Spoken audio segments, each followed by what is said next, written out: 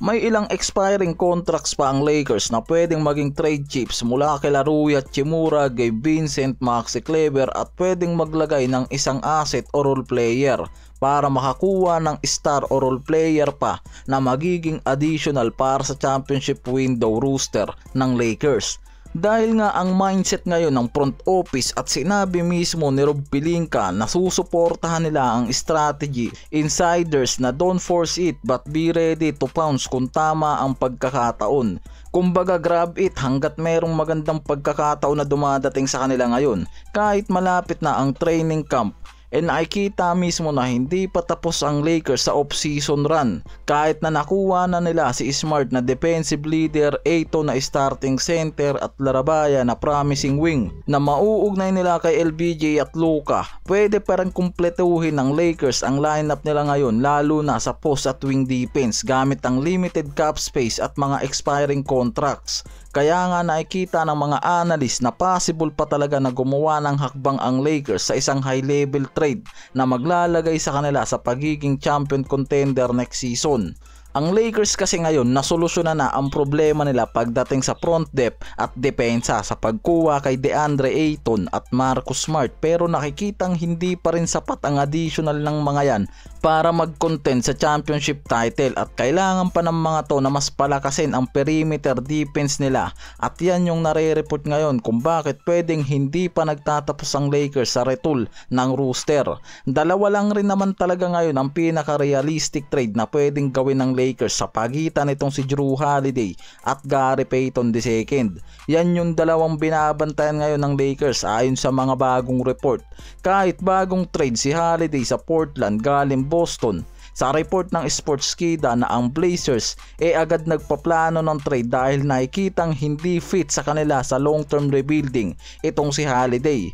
At ayon mismo kay Grant Offset mula sa Fast Break Journal, maraming NBA personnel ang naniniwala na natural fit itong si Jrue Holiday sa Lakers, especially para palakasin ng mga to ang perimeter defense para kay LBJ at Luka. Si Gary Payton ngayon naging unrestricted free agent siya dahil ang Warriors tumanggi sa pag-reassign ng contract nito dahil sa salary cap pressure.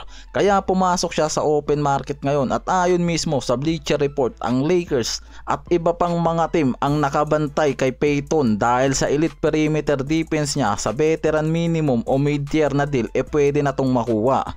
Kinakailangan ng Lakers ng isang elite two-way guard para suportahan si LBJ at Luka. Perfect fit itong si Holiday dan pagdating sa pagiging playmaker at perimeter defense. Itong si Holiday may salary cap hit na 32.4 million para sa 2025-26 season, may kasamang 34.8 million sa 2027 season at 37.2 million na player option sa 2028. Mabigat yan para sa Portland Blazers.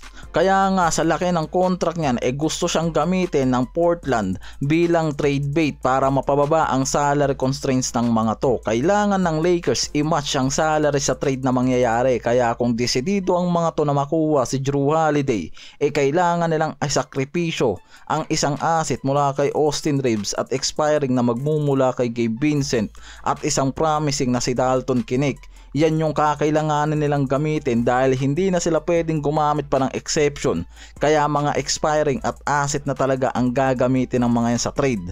Si Gary Payton naman target contract ng Lakers. May mga analyst gaya nila Jovan Buha, Anthony Irwin at Zach Buckley ng Bleacher Report ang nagsasabi na possible naman mapaperma itong si Payton gamit ang veterans minimum o taxpayer mid-level exception o MLE.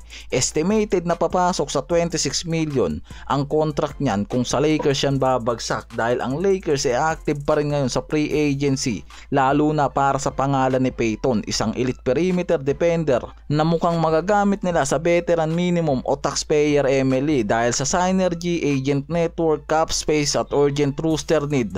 Lalong nagiging realistic ang pagkuha ng mga to, kaya naman kailangan lang nilang mamili sa pagitan ni Payton at Jrue Holiday, pero possible talaga at malaki ang tsansa na isa sa mga yan ang makuha pa nila ngayon na magiging additional sa roster at makakatulong sa championship window at pagiging champion contender nila next season.